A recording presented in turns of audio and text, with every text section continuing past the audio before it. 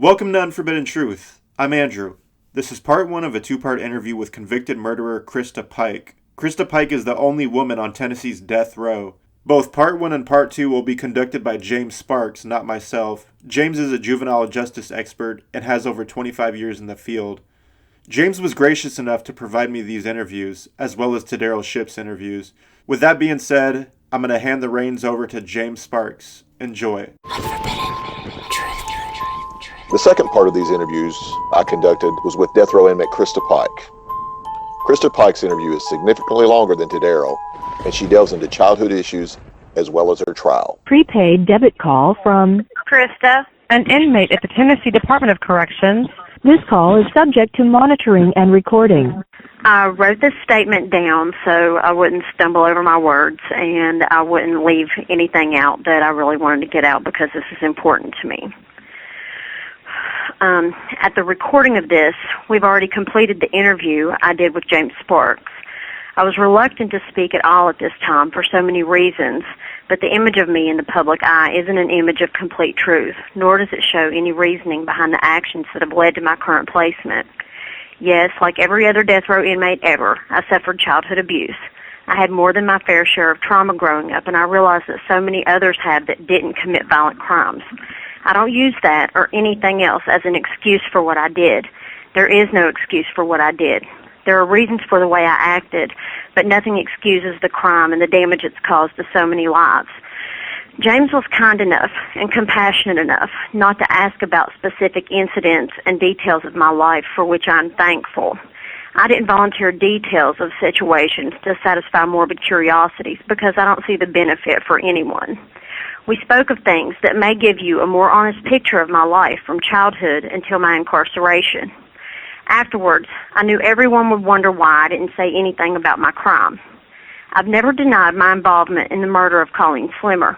I take full responsibility for my actions and regret everything that happened that night. If I could take it all back, I would. And not only to get myself out of prison. I know that's what a lot of people assume. I've already spent a lifetime in here, and I have no expectations of ever leaving these fences. That's not what this is about. I did multiple tabloid-type interviews when I was first given this sentence. My attorney at the time was telling me that I needed to get my story out to the public, and this is the same attorney who had me sign my rights to my story over to him so that he could profit from my demise in the future. I was still very young at the time and had never known what it was like to have any attention at all, much less everyone's attention focused directly on me. So no matter the reason behind it, I was the center of it, and any attention was good attention at that point in my life.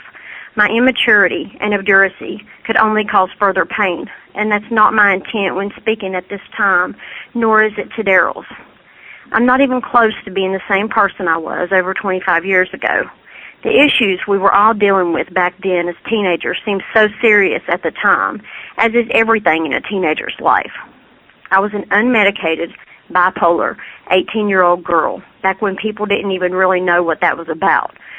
I had just had someone to destroy all my clothes, my photos of friends and family, and because of daily verbal altercations, I was seen as a threat to me staying in school, to continue my education, and to continue the relationship with the one and only person I had a close bond with. This isn't blame the victim. This was my warped mindset at the time. All of this, the whole situation, could have and should have been avoided. I never planned to kill Colleen Slimmer, and she didn't deserve to die. I only want my situation to be looked at now through the eyes of logic instead of anger, and answer the question of if I deserve to die for a crime committed by three people, Tadaryl Shipp, Shadala Peterson, and myself, when I was an 18-year-old girl. I took the blame for the three of us upon myself out of a misplaced sense of loyalty and low self-esteem. These are my honest thoughts and feelings. This is my story, and you'll hear more with my conversation with James. And I want everyone to know that as a stipulation for my doing this podcast, all proceeds from mine and Tadaryl's will be donated to a charity in Knoxville, Tennessee. Friends of Literacy, which I've looked into and think is wonderful. So thank you for your time. I appreciate it very much. What were your earliest positive memories of your childhood that you can recall?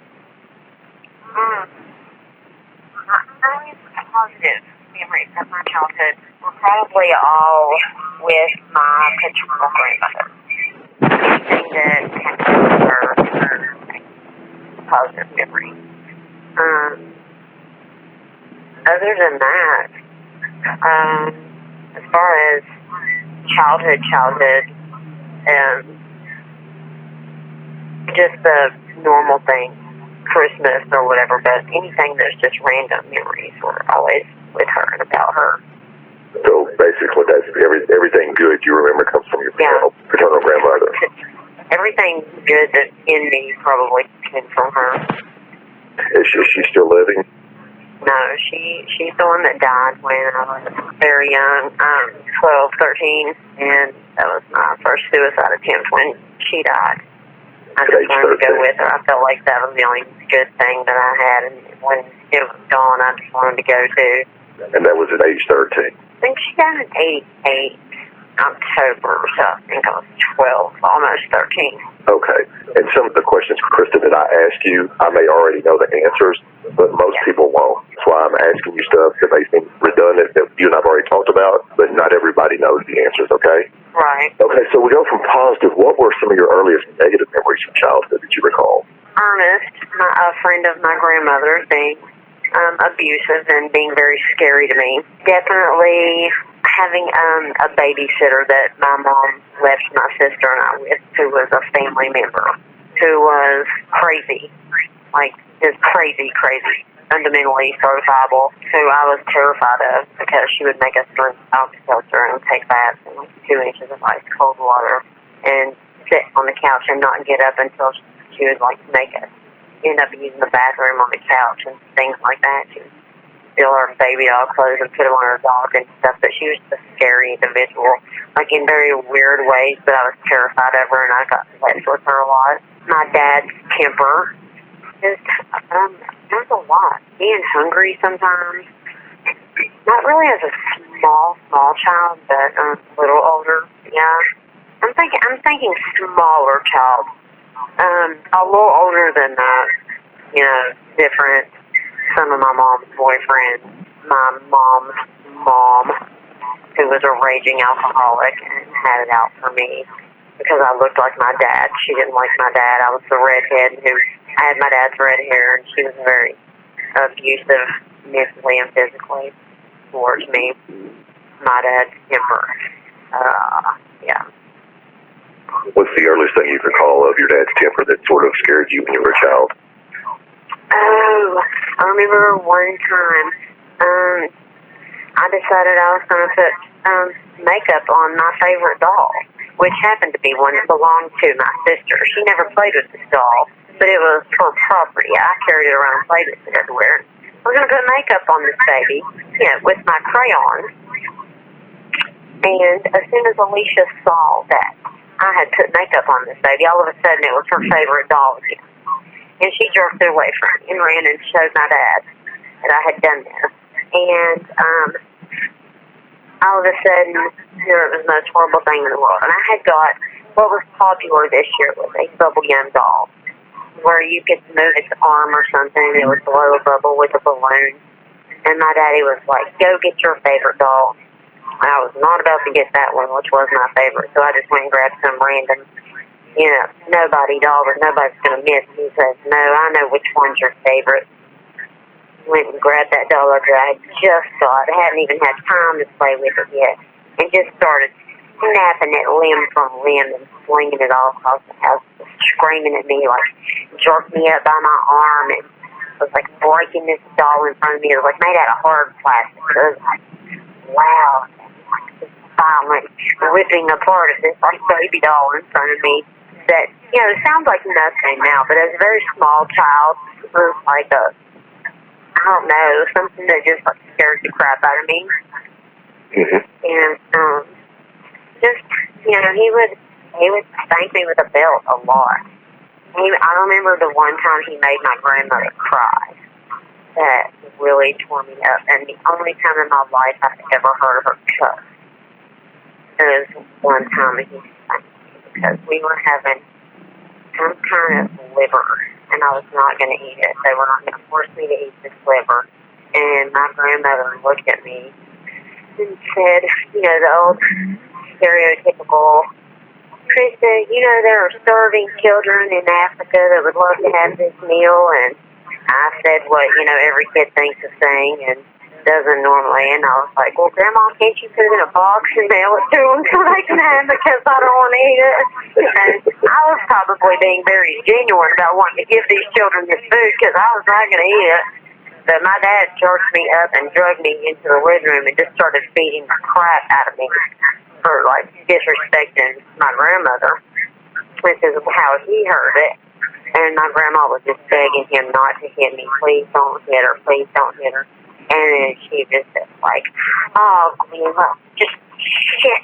And that's the only time I've ever heard her cuss in my entire life. So that hurt my heart so bad to see her stand there and cry because he was hitting me so much and so hard with this belt that I guess shook something in me to think that I wasn't the only one that felt that way when somebody hit me like that.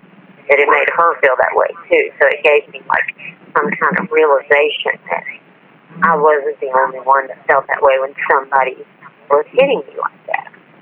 That somebody else saw me. It hurt me as much as it hurt me. And it was something that I won't ever forget. They were random and, on and on. And it wasn't anything new. It was something that happened a lot, but it was just normal to me. But that one was different. That one made me realize something.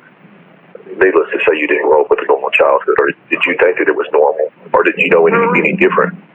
I didn't know any different. I never went to anyone's house. I didn't have friends.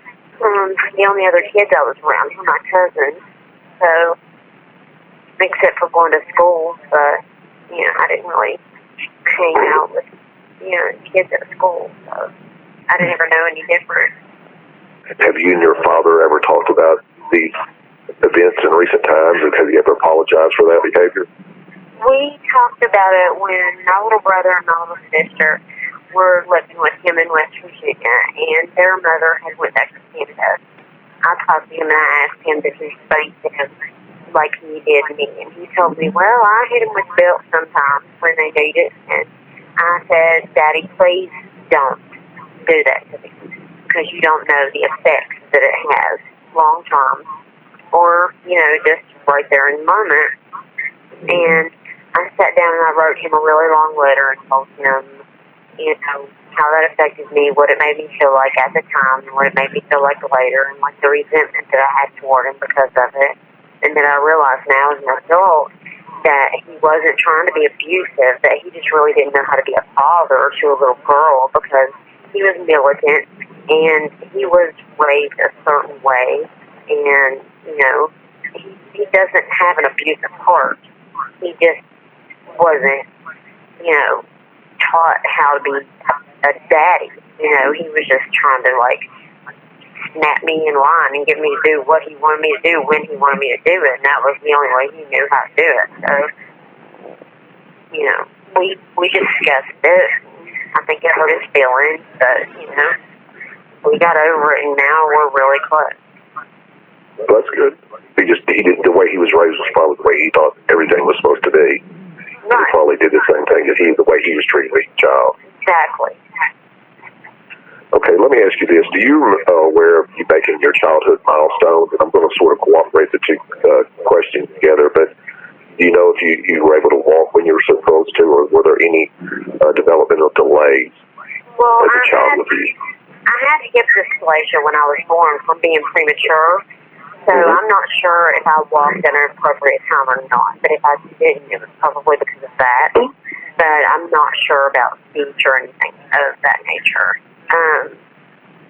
I'm not aware that I was slow developing in any way, though. So pretty much we think that that's normal as far as that, but you probably really haven't discussed that in detail with anyone. I have not. I haven't had a reason to ask. How did the hip dysplasia affect you as you were a younger adolescent and child? I don't think it did really. I've always been just really super flexible, but as far as anything else, it hasn't been an issue as far as pain or a disability or anything. Are you aware of when you went to trial, did they access any of those records? Medical records as a child? I have no idea. I didn't see them anywhere. Okay. But that doesn't mean they didn't. So staying with your grandmother, I know that she was basically the one that raised you. That's where you felt safe. But did your grandmother have a history of having very many boyfriends coming in and out of the home? No, absolutely not. She was very, very Christian to the point where she wouldn't even wear pants unless she was working in a garden. I did not know. Like, I know they call Ernest her boyfriend, but I didn't equate that relationship. I thought he was just a friend of hers. I never saw them so much as hold hands or hug each other, I don't think. So I don't know how that was. Like, in my mind, I still don't see that as a relationship on that level. I cannot wrap my mind around that.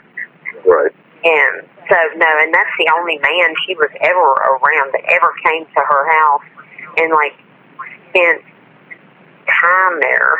And so it's just, you know, she was a very, very religious Christian woman who I don't think she would ever fathom having men around. So the one man that did come around, did he ever try to touch you or anything inappropriate with you? Yeah, he's the one that molested me as a child from who knows how early on. They said it could have possibly been from before I could even walk and talk. But up until I was in kindergarten, and our kindergarten teacher told us something, draw a picture of something we do when we're at home or something like that. And I drew a picture of a man with like a demon-looking face and humongous genitalia that were very anatomically correct. And my teacher jerked me up by one arm and had my picture in one hand and me in the other hand and drugged me to the principal's office and called my mom to the school and was like, you know, I thought I did something wrong and I was in trouble because my toes were barely touching the floor all the way down the hallway. She was dragging me by one arm down there. And, you know, my mom came down there and then I was off to my first shrink. I can remember that psychiatrist trying to hypnotize me. What age did he try to start hypnotizing? Like right then, when I was in kindergarten, like my first session, I can remember him trying to hypnotize me. So when they're having you sent to a psychiatrist, do you recall of whether or not did you see your pediatric doctor on a regular basis? Well, see, that's one thing I can say. My mother kept up with all of my medical appointments because I had a blood dyscrasia. So, yeah, they have really no choice in the matter there because I had like constant nosebleeds and issues of that nature. So they were always you were getting all your shots and everything that you needed on a timely basis. Yeah. Okay, just to jump back real quick, and I want to ask this just out of curiosity because you said your grandmother was really religious. Did she ever carry you to church with her whenever she would go? Oh, yes, always. I grew up in a Baptist church. So you're there on Wednesday nights and probably Sundays and Sunday evenings, probably every time the church is open? Well, not always, but most times. I'm there on Sunday school, vacation Bible school, in the little place, putting all the felt men on the thing. Yeah, all that. Do you think as an adult there's anything that you retained from going to church as a child from your grandmother? No.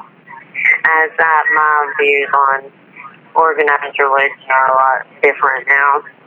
And when I sat and watched her suffer through all the cancers that just ate her up like maggots on roadkill, it changed me into a very resentful and non-religious individual. It made my brain turn way more scientific than theological. I'm very agnostic now. Now we're sort of switching gears, and as you know, there's just a basis for this why I'm asking you certain questions. But I know what you said growing up with your grandmother, and I know some of the history with your grandmother. I want to know, or your mother, I want to know what was the earliest contact that you can recall of having in your actual anything like that? And if so, if you had any, was it something that was hidden that you had to search for, or was it just out in plain sight where you could see it? Well, I can remember, getting out of bed after it was bedtime or whatever, and going, walking into the living room or whatever, and seeing like R-rated movies on, people having sex on TV, and just staying in there trying to watch it because it was, I wasn't supposed to be seeing, but I was in there anyway, so whatever. But as a child, I can remember, 5, 6, 7 years old, watching gore flicks that were, really, really violent, but also had some major sex scenes in them. And those were my favorite movies when I was a young kid. So there was a lot of sex in some of those movies too. And so that was a exposure right there. But it was just one of my favorite things to do. And I don't know why no one saw an issue with that, with me being as young as I was. It just was what it was, just a scary movie. So whatever, an addendum was just whatever. Then my father used to go to flea markets and auctions and, buy and sell different things. So he had, a room with all these trinkets and whatever in it. He would have like the keychains with the little flesh-colored men and women that you pull apart and put together, all different positions and whatever. Those were fascinating to me, fun for hours with those. And just different little things, and little cameras that you hold up to the light and push the button and look through, and they have like so many different raunchy positions of women in there spreading their labia and doing whatever, and okay, so there's a nice apple, and all the Playboys under the bed. So every time anybody's not around, I get to go look at all the naked ladies under Daddy's mattress. That was great. So it wasn't really hidden away, but it also, it was out there. It was in another room with the door shut, but nobody really tried to keep me out of there either. I guess it was just, I know I'm not supposed to be going in there looking through all the, naked people and people having sex on this thing over here, but hey, I'm going to do it anyway. Nobody really tried to keep me out of there either. So that when we say sex, are we talking about when you were watching these movies, the simulated sex, or what was the first time you actually seen a movie that actually had penetration intercourse? Like actual real life sex, like real pornography? Yes, real pornography. I was probably 12 years old when my mother was with Steve Kaya, and he had stacks and stacks and stacks of porn. So, and they just like kept it in their room, but it wasn't hid anywhere. It was just like stacked up from, floor to ceiling VHS tapes. I'd go in there and watch it, and then I rented it out to my best friend's brothers and the guy down the street. I had a whole little thing going on. Racket with my mom's boyfriend's porn, making all kinds of money, renting his tapes out to my friends. Did they ever view it in your presence, your mom and her boyfriend? Oh, no, not at all. Nothing like that. Okay. So there was nothing like that shown to you? I'm sure while I was in the house, but it's not like they invited me in the room, like, hey, let's sit down. No, absolutely not. Did you ever get to a point where you seen it and, asked your mother about it, or asked her about what sex was, or how did you learn about sex? I don't know. Well, what's hysterical is I was probably in first or second grade, and there was a girl named Angela. I don't know why I remember her name, probably because of this story. And she and I had a mutual enemy, as you do in second grade, and that we were writing notes back and forth about. And we had drawn a picture of this girl, labeled all her parts, and we had wrote fuckface on this paper. And my mom found this drawing in my pocket when I got home from school and asked me, do you know what this word means?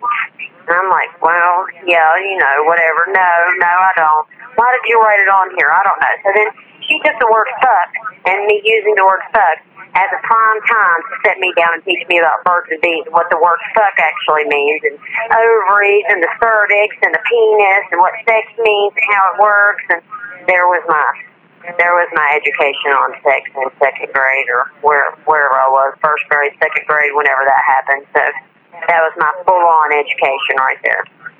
Based on you writing a word and her finding it? Based on me writing the word fuck. I needed to know what it really meant. Not really a planned sort of sit down like I've done with my boys. It was just sort of based on something that you did as a child. Right. Not really knowing that what word. I need to know what it means. All right, so we're back on, and I know that we talked about, I guess, your exposure or your first interaction as far as sex is related. I just want to sort of go hand in hand where you talked about your mother's boyfriend having this massive collection of porn. But can you recall how many boyfriends that your mother may have had during your adolescent years, and did any of them try to sexually abuse you or physically abuse you? And if so, how violent were those interactions? Well, she had guys that she dated with us growing up that came around, that just came and went. And a lot of them were assholes. A lot of them were, touchy-feely. I can't remember who they were, what their names are. There were a long line.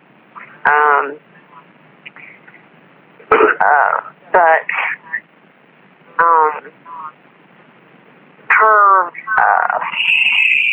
third husband, Danny Thompson, was violent. He had like a shop where he worked with aluminum, like bending aluminum, making it into these trellis things or whatever, I don't know what it was. And he had a leather shop. A wood shop, like all this crap he did. He literally made this leather strap with a wooden handle on it, specifically to beat the hell out of me with. And he made this thing and hung it up on my bedroom wall like it was decoration so that I would have to stare at it. And he was such an asshole. And he was just a piece of work. Mom finally left him. My sister and I complained to her about him a lot. She finally left him when we were all sitting around the house hungry and hadn't eaten all day, probably since the night before. And he brought home like 4 big bags of Burger King. My little young nephew, who was, I think, about a year and a half old, hadn't eaten at the time either. He brought 4 bags of Burger King home, put them on the table, and Mom ran up and she's like, "Oh, I'm so glad you brought food home. None of us has eaten, da-da-da-da." And he's like, "This is mine. I don't know why you're getting near my food, but this isn't for you. This is for me." And would not even let my nephew have a French fry. He would sit there and ate all that food and would not give anyone a bite of food. So she finally left him for that, when he did something mean to her. But Steve Kaya, the one that I was saying before, the one with the porn collection, he was tried to be physically abused, but he tried to be very sexual with me and would try to push me down and steal me up and pinch my nipples. He would call himself wrestling with me and grab the back of my neck and a handful of vagina at the same time. I ended up physically fighting with him a few times. He punched me across the face in our backyard in front of our neighbors, but I was lying about that. I guess the neighbors were too. About everything, anything I said about him. He was such an angel. But he smacked my nephew and myself across the face with the buckle side of a belt, and I ended up pulling a butcher knife on him for hitting my nephew and I took off with my nephew.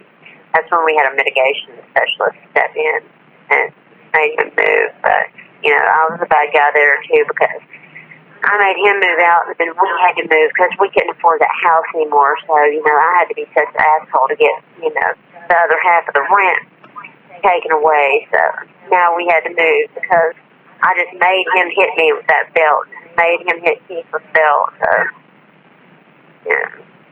But I can't even remember, everyone that she had in her life from the time I was small or whatever, but I can just remember, feeling trepidation every time some new guy would come around, just that fight or flight feeling. And,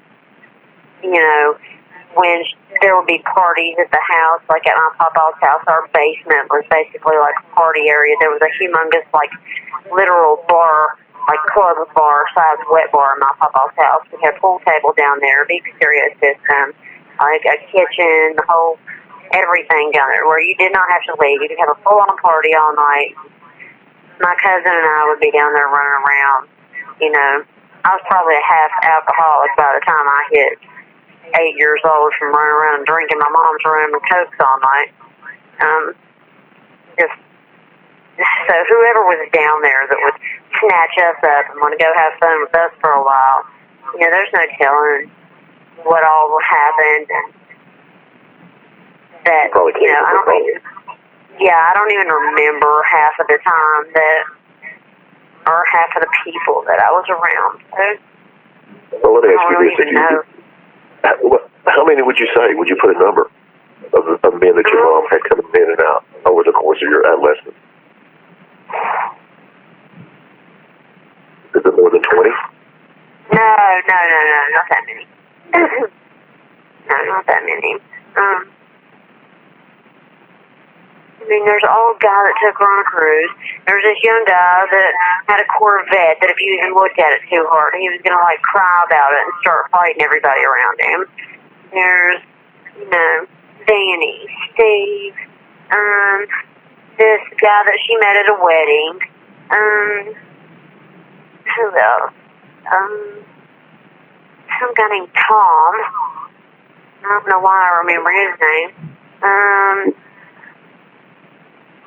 Would you say that these were significant relationships or one-night stands? Or a mixture? Those are ones I remember, so they were sticking around for more than once. I can't tell you about whoever she met at a bar and did whatever with. Like, I don't know if that happened or how many times or whatever, but I'm pretty sure it happened, and probably, you know, more than that or whatever, but I just know that, like, my mom was really codependent. Okay. My stepfather that I have now is such a good man. He is an angel, a saint, a scholar, and he saved my mother, and he saved me.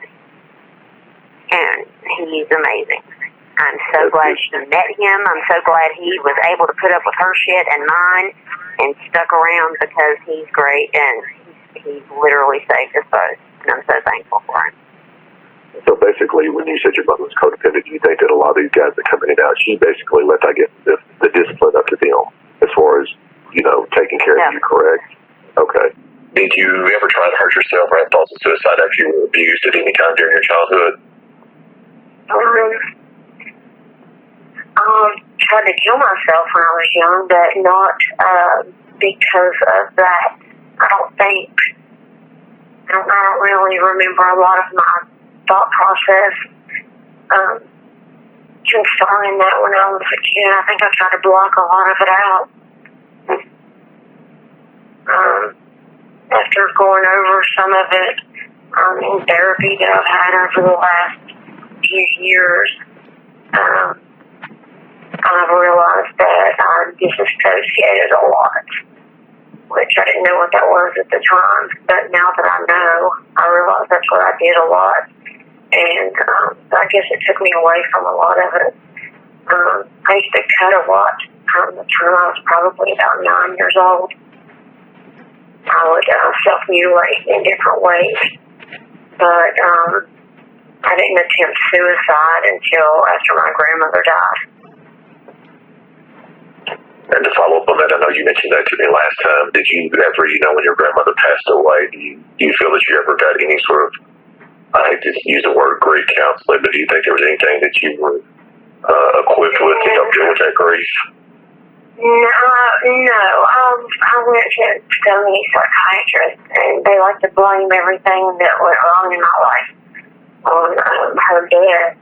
They would be like, they would call me lazy, and they would say that her dying was the root of every problem I had in my life. And that was me. Yes, oh, well, that's just how she feels that, and she just doesn't want to do anything. She just doesn't want to do it, and it's just this, and, you know, the death of her grandmother, probably because I was trying to deal with it. I was trying to talk to somebody about it, so that's probably, you know, the only, like, what's wrong with you? And that would be like where the root of my hurt and my pain and my anger and frustration and resentment and everything else came from. So that's what I would talk about. But then they would blame every problem in my life on that. But I don't think it's something I've ever really dealt with. It's something that's still like a root pain in my life to this day, and that happened when I was so young. So grief never goes away. It never goes away. When you went to see these therapists or whatever, who referred you to them? Was it the school? Was it your mother, or was it an outside agency, or who got you hooked up with these people? I have no idea. My mom took me to most of them, but my first one, I told you when I drew that picture in kindergarten, we were in the principal's office. We left straight from the school to go to SMRS to that first shrink. So I don't know if the school had it saying that I should have went, or my mom just knew, like, hey, I need to go talk to somebody, or I don't know how that played out, but that's when, shrink number 1 came into play. But after that, it was just a, session of year after year. Why won't it was from, it started with that, and then it was, why won't I do my homework? Let's take her to a shrink. Why does she skip school? Let's take her to a shrink. Why is she telling so many lies all the time? Let's take her to a shrink. Why doesn't she like my boyfriend? Let's take her to a shrink. Why isn't she, whatever the hell I did that somebody didn't like, it was let's let the shrink figure it out. Why am I talking in class and being disruptive? Oh, well, let's go ask the shrink. So, I got real tired of that shit, and I think I probably, just came up with my,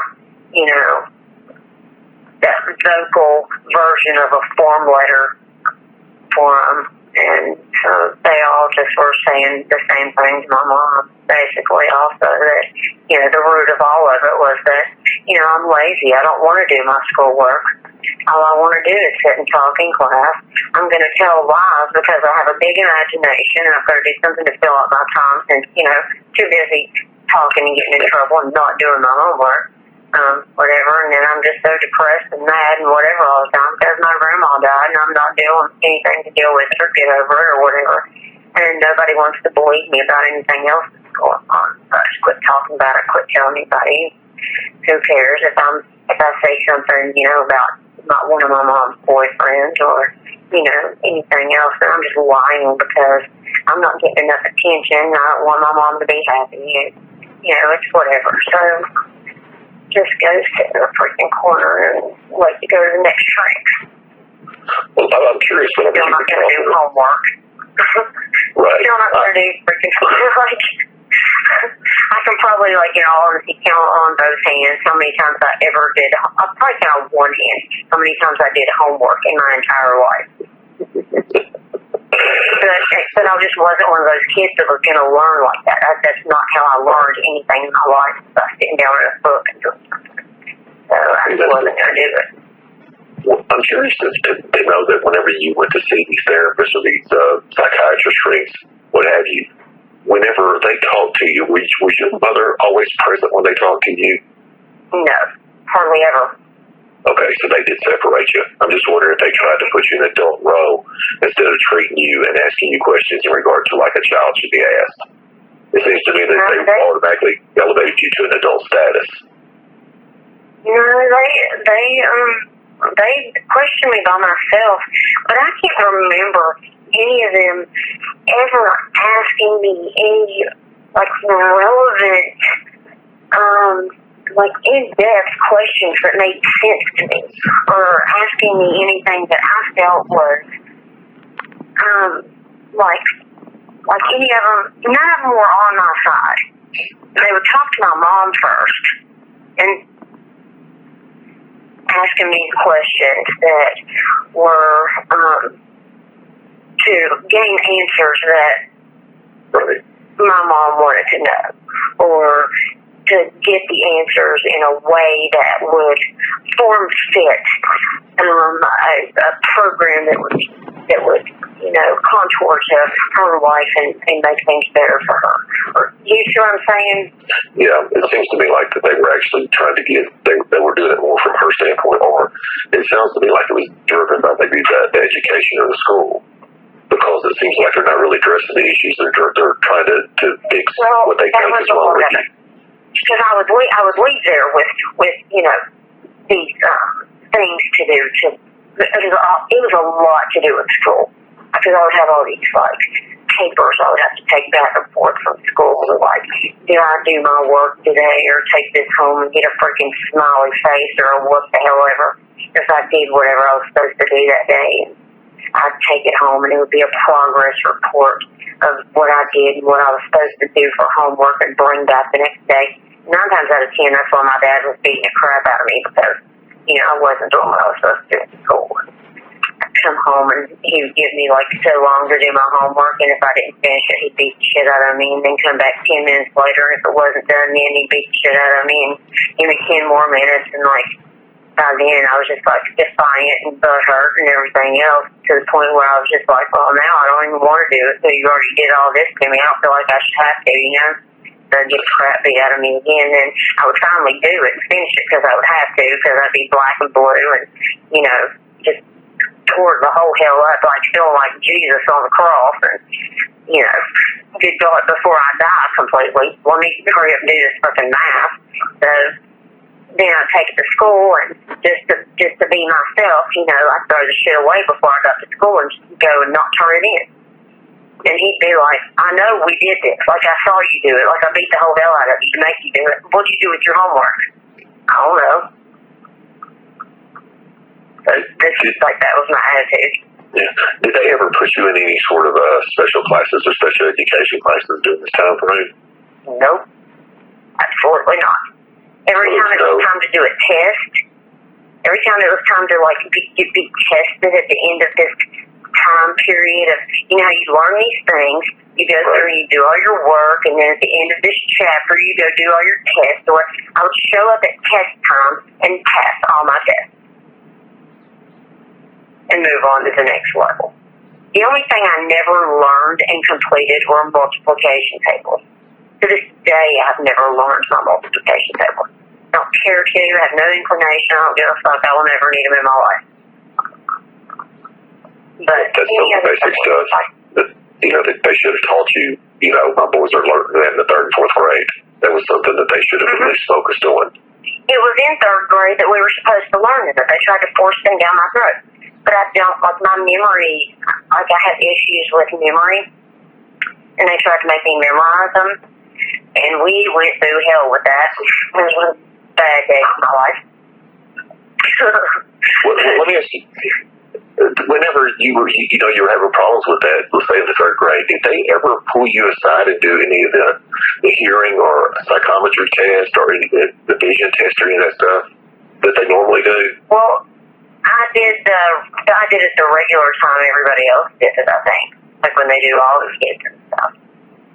But sometimes I know I may be comparing it to today's standards. I know if there's a sticking out point, they'll do special testing to make sure that the kid is actually on the correct IEP, or the things or the needs are met.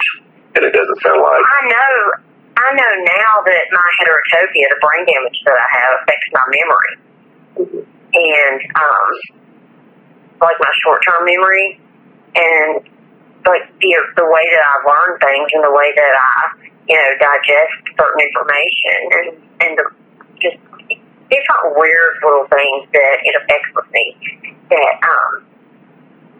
And I think that was one of them. I think that's one of the things that it affects with me is the way I take in information and the way I process it, what I remember and what I don't. And I think that's one of the things that, I just wasn't about to take in, process, and retain. And the way I learn is different than other people, and no one was willing to accept the way that I was capable of learning things. And no one had an understanding of how I could sit in class and listen and watch everybody else learn all their shit the way they were doing it, and show up and pass the test that they were taking when they sat and did all their work and went home and were useless slaves and did all their homework when they could have been outside, running and playing in the woods with their dogs like I was and doing whatever. And just show up in class and take a test and pass it. But, that's what I did, and that's how I learned. I listened and I watched and, took in information visually, and when we had physical things to do, I loved it. Hands-on, physical, that was how I learned. Like, I don't process things like other people do. So you developed your own way as far as learning the process, and even today you have your own, especially short-term memory. There's certain things you have to do, sort of maybe write stuff down to remember conversations or something that you had. Okay. At different times.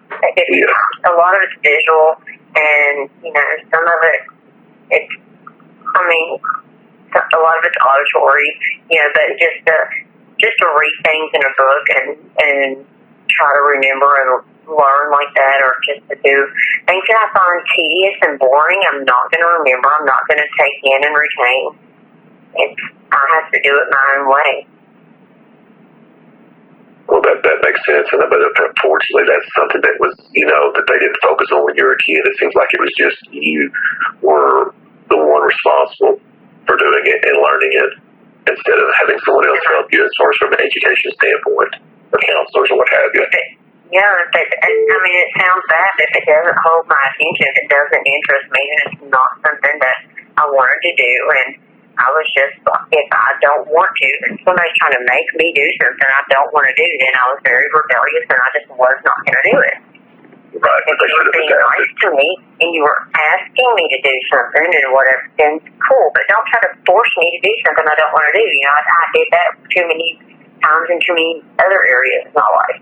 And any area that I could get out of doing something I didn't want to do, someone trying to force me to do, then I was going to get out of it. I didn't like people being mean to me or forceful with me. Yeah, that's the problem, that they should adapt it to you and learn a way that would help you where you would have felt comfortable with it. But, there's nothing that can be done about that now, unfortunately. But as long as you've adapted even in adulthood, you've done that. During all this time growing up, how often would you say that your mother was under the influence of alcohol or drugs, or do you recall? And what specifically, if she did use, what did she use? Well, she never used drugs around me. I never saw my mother use drugs until I was an older teenager and I saw her smoke pot. That's the only drug I've ever seen my mom use, period, is smoking weed. She drank and has drank every single day of her life since as far back as I can remember. She has always been a functioning alcoholic. You can ask her if she's an alcoholic and she will tell you no. But she is very much a functioning alcoholic. She never missed a day of work except for, I think, one time when she had to have knee surgery. I think she called in, but as far as, it has to be something so completely serious for her to miss a day of work. She doesn't get drunk and go to work. She gets up, goes to work, does her job. She is a brilliant nurse, does her job, comes home, but when she comes home, makes dinner, cracks a beer, and she'll drink until she goes to bed at night. And that's that. Or, weekends, summertime, whatever, they're good day drinking and drink till you go to bed at night. It is what it is. But that's how she's been my entire life. Was beer her preference? Well, it's changed. It's changed over the years. I can remember, even as a little kid, like me and my cousin Chris would always be running around playing while she would have friends over or whatever. And we'd run around the downstairs and be tired and hot, and I would stop and grab her drink and just slam it down. And next thing you know, I'd just drink a whole rum and Coke. So I was an early drinker. I don't know how many rum and Cokes I drank as a kid, but that used to be her thing. She used to have me make drinks for her. I knew exactly how much rum to put in the bottom. Put the ice in, then you fill the rum up to right here, and then you pour the Coke in. So, Yeah, I knew how to mix the drink at a very young age. And she went basically to beer. She used to make a couple of different mixed drinks because she was a bartender at this bar, Filippo's, for a while. And I would go to work with her every now and then there and hustle grown men out of their money at the pool table in the back while she was working. Because we had a pool table in our basement at my papa's house when I grew up, so I could shoot pool when I was a kid too. So they're not going to think the little girls going to hustle them out of their money, but I did a good job at that. Which was probably very inappropriate, but whatever. And so it was, rum and coke, and then beer, and then Tom Collins. For a while there, I remember there were a couple of years we did a lot of Tom Collins. And those were delicious. I used to sneak and drink that behind her back. I was pretty young then, too. But she just wouldn't say, hey, here's something to drink. She wouldn't just hand you over a drink to drink. No, absolutely not. No. No, she's never, intentionally enabled, not when I was young. As a teenager, she allowed me to drink, at the house, because I think she knew if I went out that I was going to be drinking and doing God knows what if I went out, and she didn't want me out.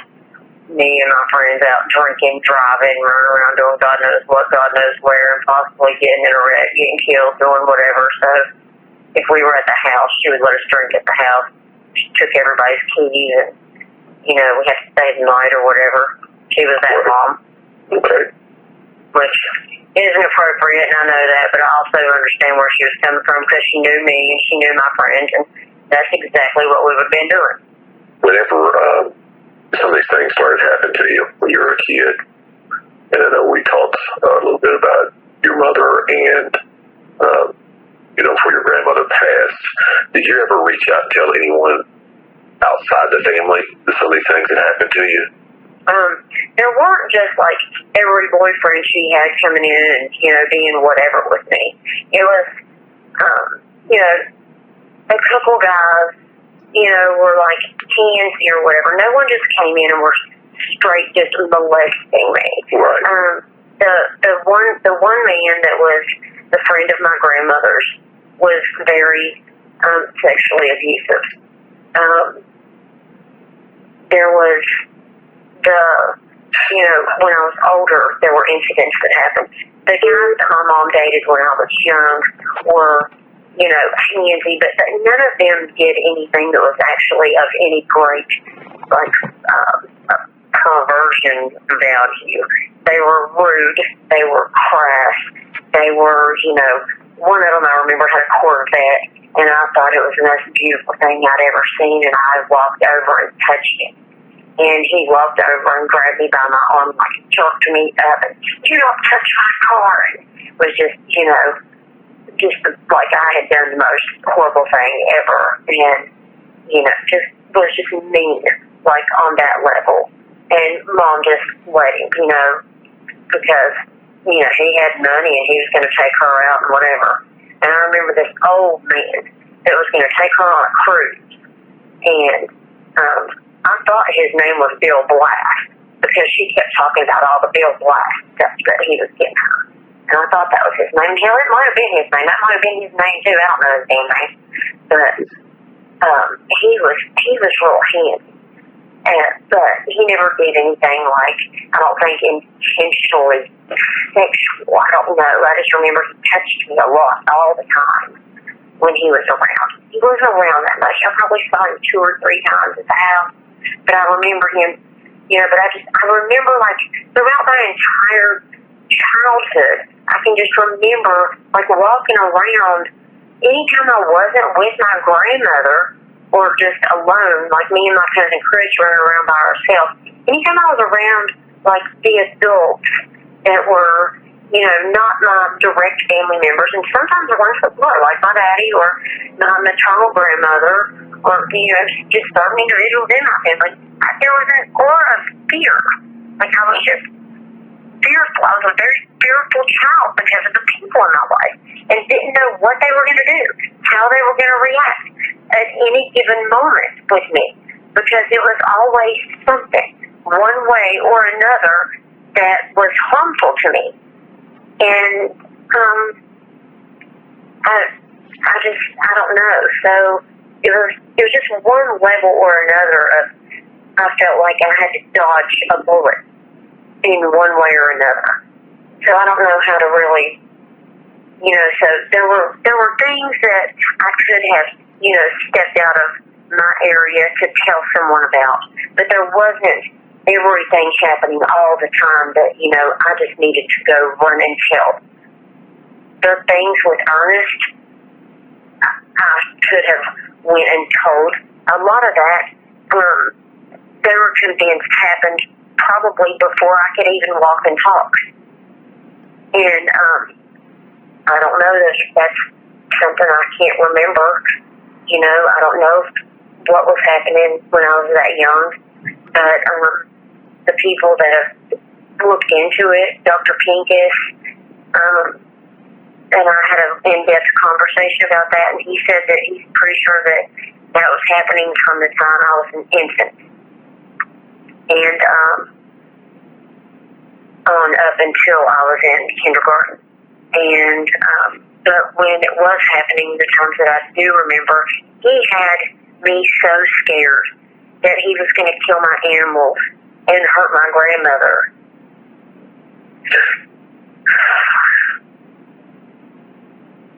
That's absolutely horrible. And it's more than a child needs to take on, to be honest with you. Oh, wow, I feel like this right now. But yeah, so there was nothing that anyone could have done to make me go and say something to someone about that.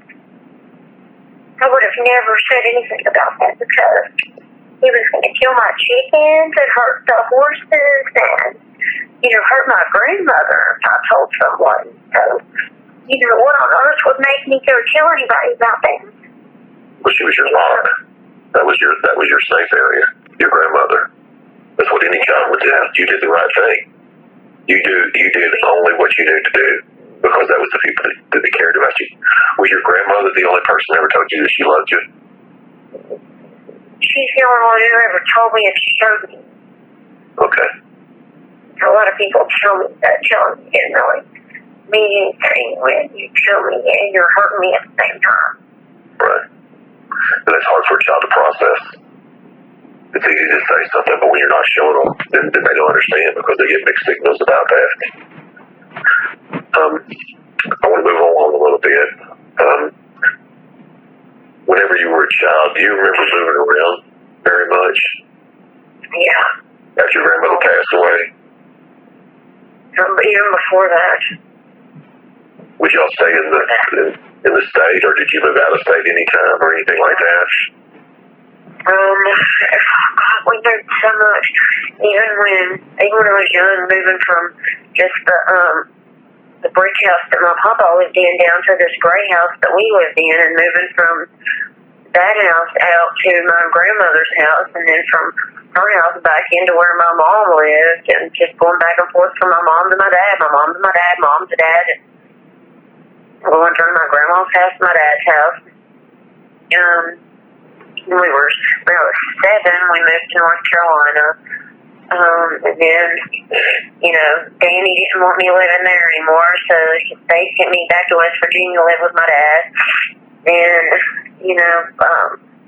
I don't know what happened. I would stay there for about a year, and then I'd go back down to live with my mom and stay there maybe a year or less and go back to West Virginia to live with my dad.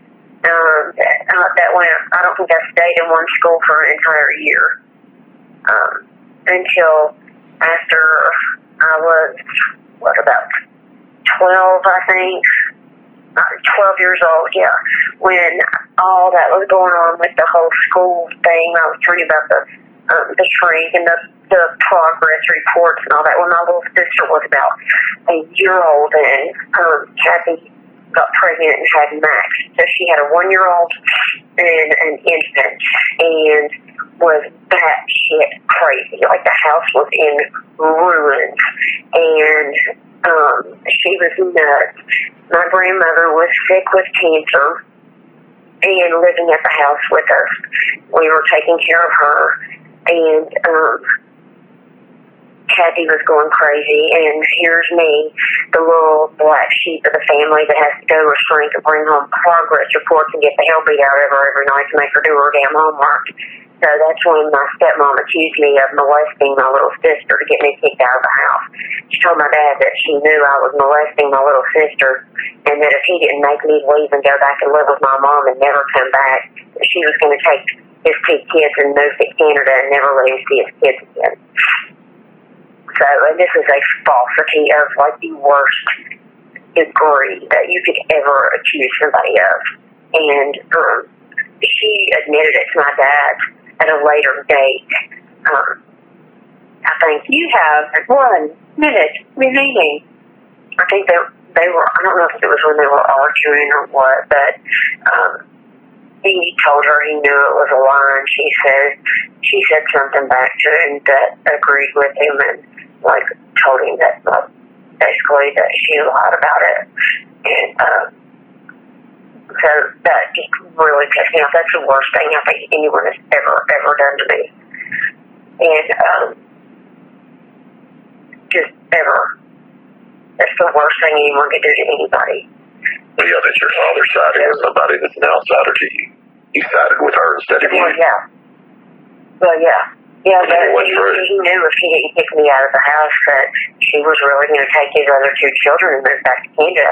And he couldn't stand the fact of losing his other 2 kids. I mean, he just had his son. Right after moved down to North Carolina, after that is when my grandmother really took a turn for the worse, and Kathy was the one supposed to be taking care of her. And she really was not, because she's had a lot on her plate with taking care of 2 kids. She really just wasn't taking care of my grandmother. So after I left and I couldn't take care of her anymore is when she died. And I wasn't there with her. And I will never forgive Kathy for that I couldn't be with her. And I know she was just laying in that room alone, suffering, and not having anybody do for her what needed to be done. And she probably died in pain and not comfortable at all. And I just won't say what I'm thinking right now. But, yeah. She died when I left and came back to North Carolina. Which is, like we talked about earlier, part of the grief process. You never recovered. You grieve, for years and years and years. That's the thing about it. It's not fair. That's the one person that loved me with a pure love and with no abuse and no neglect and nothing negative ever. Just love and support. Just love. How old was your grandmother when she passed? I don't even know. Do you think that if she hadn't went through this and you got to live with her, that things would have changed or it's been different?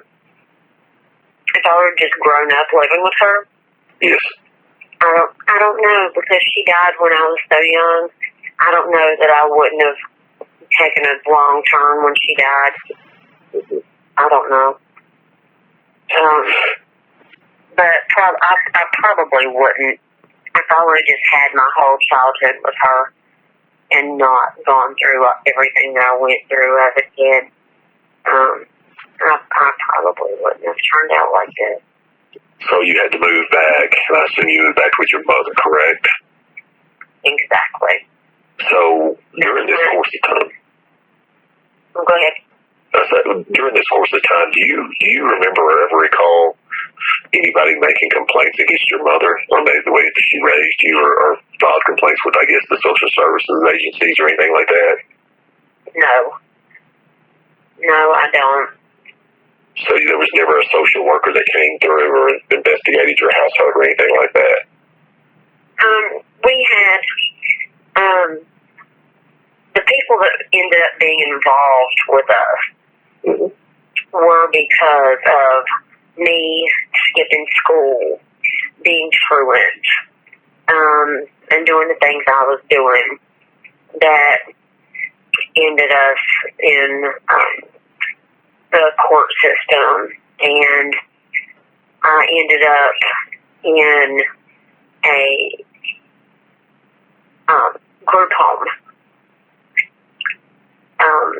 because me and my best friend ran away. Like I would run away from home constantly. But one of the issues that was a constant was, I'm bipolar. I'm diagnosed bipolar, and no one knew anything about that back then. Or I wish they did. I wish bipolar was a known and prominent thing back then, and I could have been medicated. That would have solved a whole lot of my problems, because I stayed awake for days at a time and would crash out for days at a time. And my mom would yell at me and scream at me and call me lazy and everything because I would just sleep for 3 days on the freaking couch, and she didn't know why. I didn't know why either. Now I do. But, I'd be awake for 4 days at a time drinking grown men under the table, and, all the alcohol's gone, and I'm pissed off because I'm still awake, and it's 4 days later, and I'm drunk as hell, but I'm not done yet, and I still don't know why. Now I know why. So I hitchhiked to the beach. It's like an hour and a half from my house, because I go to the beach, and I will go to sleep on the sand dunes because the ocean's the only thing that soothes me. So that's what I would do. I would skip school. I would run away from home, and I would go to the beach and hang out with carnies and sleep on the dunes or on the pier and do whatever I needed to do to soothe myself, because I didn't. I would just be awake and so angry and frustrated and not know why, and just be ready to fight people and feel like I'm screaming inside. And I don't even know how to explain the feeling that you get when you're awake for so long and you just can't do anything to help yourself, and your skin hurts and your hair hurts and you can't fix it. So that happened, and then I would get in trouble for it, and they would act like I'm just purposefully just being a little asshole, but I wasn't. But then me and my best friend started running away because my mom was just she would terrorize me for just doing what I was doing to be me. And I wasn't doing it to be whatever, but she didn't understand. So I ran away just because she was being her. And I'd be drunk and smoking weed, and she would call the cops on me. And so I ended up one time running away, and we were stuck in the woods behind my best friend's boyfriend's house, and the cops were looking for us, and we ran out of food and stuff, and we broke into a concession stand, I think, from some type of Little League baseball park or something. So I don't even remember what I was on probation for. I was on probation for something. I don't remember what, but they violated my probation. And that's when they sent me to Swan and Noah. But when I was in that group home is when I had, I think, Carrie Clement or something like that was a social worker's name. It was my social worker while I was in that group home. So she was like the only social worker that was involved with us.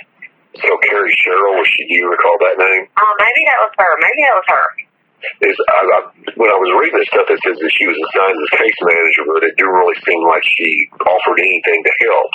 But I guess what I need to understand is clarification, because basically you referred as a status offense, running away or chinsy sort of stuff, child in need of supervision. Yeah. That's what got you involved. Maybe that's when I was on probation. Yeah, that's when I was on probation. That's what really bothers me, because today, very rarely would you see a child who fell under the status offense protocol or chinsy would be sent to a group home, and one would never be sent to a group home as long as you were. They do have group homes. I went to a group home. I was in a group home for only like 3 months or something. When I got out of the group home is when I was on like probation or whatever, and then I violated that and got sent to Swannanoa. That was a whole different place. That was like a prison for juveniles. It was horrible.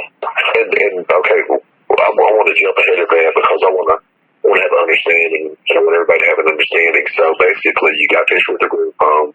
You come back, you got violated, and then you got sent. Now, I read in the appeal where your attorney at the time, who's now, I guess, a judge, requested that you not be sent to that facility. I'm sure.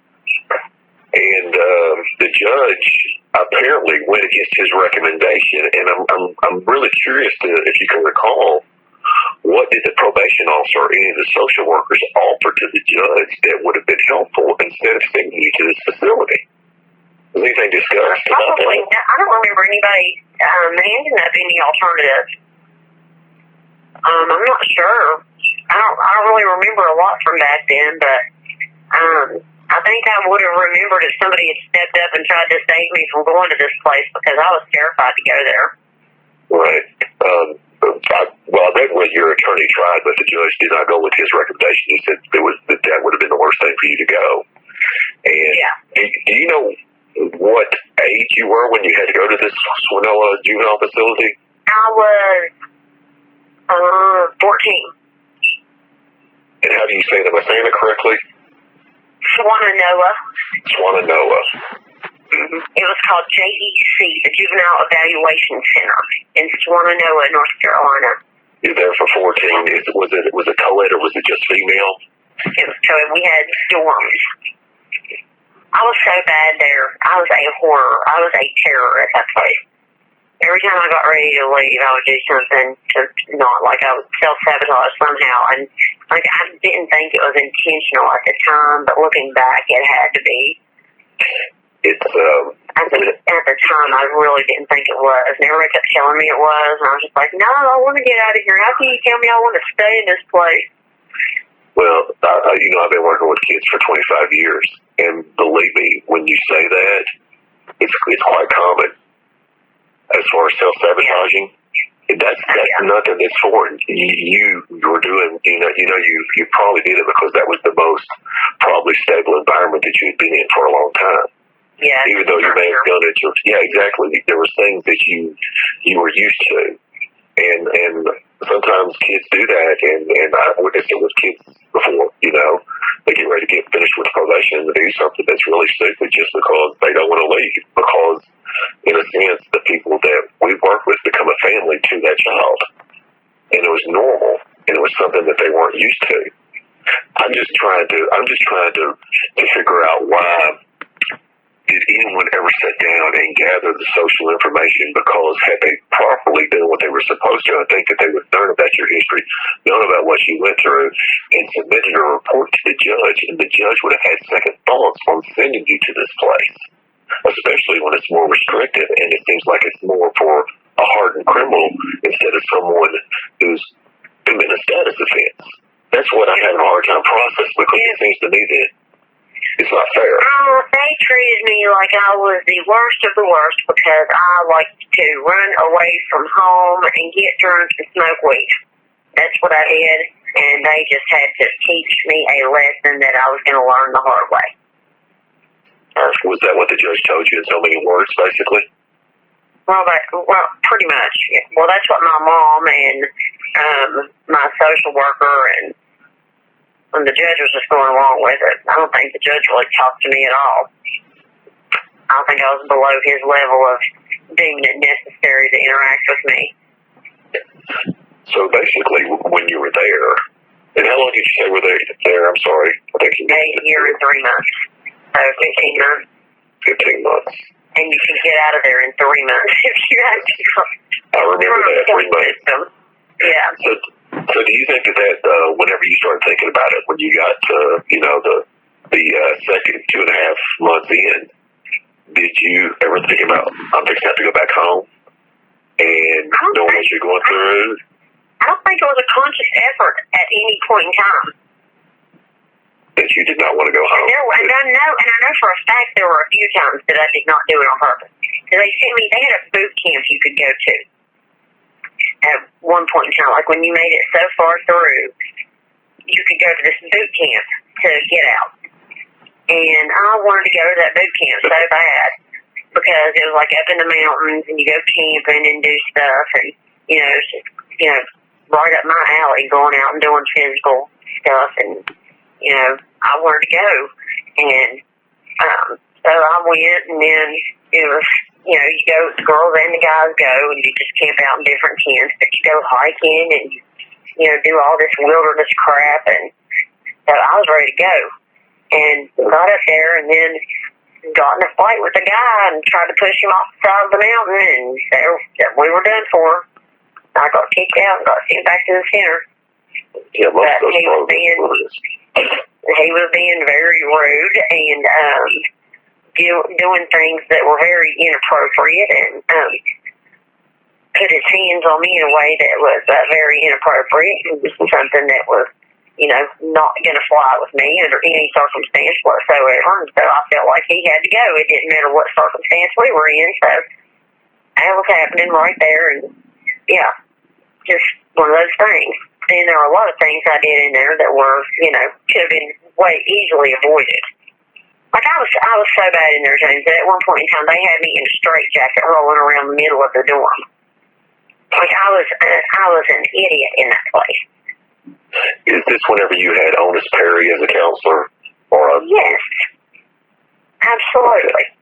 So, I assume that's a she, how did she react to, whenever you reported things that were going on and things like that? How did she react? Did she just, status quo and keep the ball rolling? What do you mean when I reported things that were going on? Any sort of abuse or anything that happened to you while you were at the facility? Like fights or, people coming at you physical?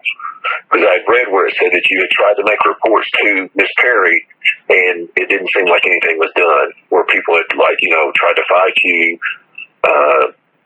just things that shouldn't be happening in the facility. I didn't see anything about sexual abuse or anything like that. No, because I was like, nothing like that happened there. So I was like, I didn't know what you meant by that. But I don't really remember a lot of what happened in there that I would have been complaining about. I remember I remember the thing with the boot camp and but I don't really remember a lot of other stuff that happened in there. There are only a couple big issues that happened in there that I remember, but I had a really bad fight in there, but it's not something that I would have went and reported to somebody. So I don't know. I reported stuff about staff members being certain types of ways, but I don't know. I don't remember anybody. And that may have been taken out of context in the appeal too. Right. Just so you know. Right. Do you remember being on any medication while you were there at that facility? I don't know. I have no idea. I very well could have been, but I don't remember. The only psych medication I remember being on before being incarcerated was Pamelor. When I went to one shrink that decided to medicate me, and he tried to put me on Pamelor, and that did not last very long. I think I took it for a couple weeks, maybe, and then it just sat in the cabinet, and I didn't take it anymore. Do you remember how many milligrams by chance? I know that's asking a lot, but... I have no idea. Okay. Which is understandable. That was a long time ago. That was when I was 13. Yeah. Did you have any special counseling services when you were at the Swinoa facility? Yeah, no, I'm sorry, I can't pronounce it correctly. We had a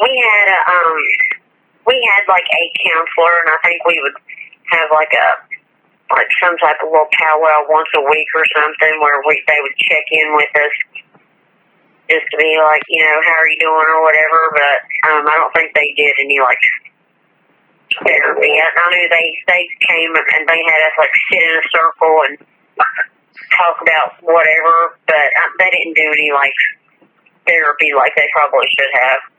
So more was like a group setting sort of counseling, where you go around and tell your feelings and stuff like that. Something, but I don't think anybody took it seriously. I don't think it was an actual thing. There was nothing productive, put it that way. Okay. Something that stood out to me, and this is just because of, I believe that, with what I do, that you've got to be present in a child's life.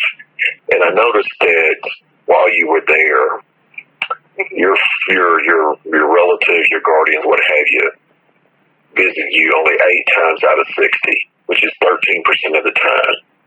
How did that affect you? And how did that cause you to act out, or did it cause you to want to talk to anybody because they weren't coming to see you when everybody else was getting visits? Well, I remember that when they did come, I was really excited. I know you had to be at a certain level to be able to get your visits. When you were in trouble and locked down at all, you weren't allowed to get visits. And I stayed like on the I'm in trouble wing a lot. So there was a lot of time that I wasn't allowed to visit.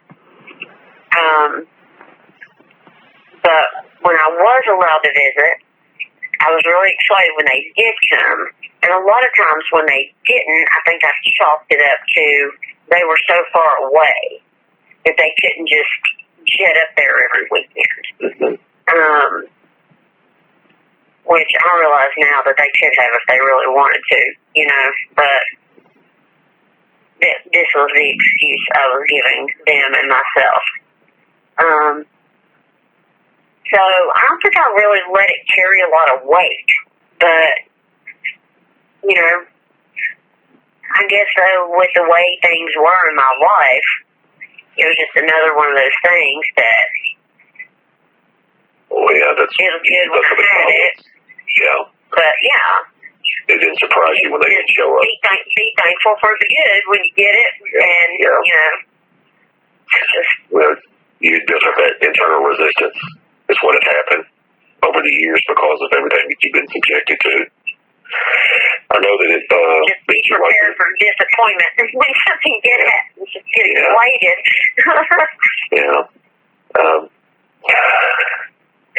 I know when you were there, you got your GED, correct? I did. So, 2 weeks after my birthday, I went and took it. Great. You had to be excited about passing your GED, because that's a big step. Thankful and relieved. Yeah. Would not have to go back to school unless you chose to go somewhere else. So, whenever you got that, did you make the decision to go to Job Corps, or did someone sort of put that in your ear, say, hey, here's an option here for you to go? No, they told me about it there. I had heard about it before I went to Swannanoa.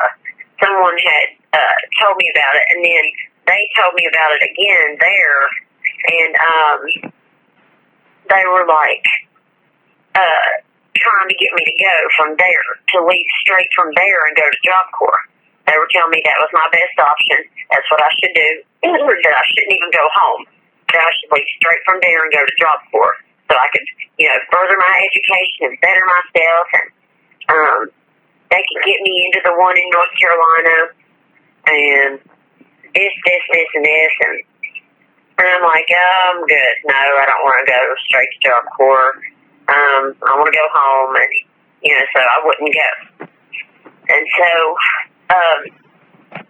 that's just what I did. I wasn't going to go. So I went home instead. And, so Job Corps was my idea. It was their idea first. They were trying to like force me into it and make me go. And I would not go. I went home. But when I went home, my life sucked. Like I was working 3 jobs at a time because, I know now because I'm bipolar, I wanted to be doing something every day, all day. And I was making really good money, and I was blowing every penny I made on the dumbest shit imaginable and not saving it. And I just realized that I was not going to do anything productive with my life as long as I was just doing what I was doing, hanging out with who I was hanging out with. The boyfriend I had at the time was amazing, but he had another girl pregnant, and that was like a going nowhere situation that I had to get myself out of somehow. I just couldn't keep doing what I was doing, and I knew if I didn't remove myself from the whole situation, I was just going to be in a downward spiral that was never going to end, and my life was going to suck. And I didn't want that for myself. I wanted to further my education. I wanted to go into medical school. I wanted to be a neonatal physical therapist, and I had to start somewhere, or I was going to be nowhere fast. And so I started checking into colleges, and everything was like highly expensive to the point where I was not going to be able to afford it, even if I hit my little money I was making from my 3 jobs. And so I was like, well, fuck. And so I started looking back into job corps. And there was one in, I think, Georgia open, and the one in Tennessee was open. And they both had nursing programs. And so I was like, no, I don't know if the one in Georgia did or not, but I knew the one in Tennessee did. So, and they had openings, so I was like, I'm going. And my mom was trying to get me to look into something else, and then she was like, well, this looks good. It looks good for you. So they were all gung-ho about me going. Everybody was happy. Schooling, it's good schooling. All the brochures, all the commercials, everything you see in here is so positive. And I got there, and it was nothing but gangland disaster. So let me, I need to back up though, just for an understanding. Whenever you got done with Sonoma, did you have to go back in front of the judge or the probation officer or anything like that? Or were you done? I was done. I just went home. So basically that was, I guess, just a term that you completed the program, then you were finished with probation and everything else, nothing else. Yeah. I hope you've enjoyed this interview. The issues involved in this case stem back from adolescence, which encompass childhood abuse, abandonment, and mental health issues that still stand solid today. January 12th, 1995. January 14th, 1995. These dates may not mean anything to anyone, but these dates correspond with the murder of Colleen Slimmer in Knoxville, Tennessee. Unforbidden.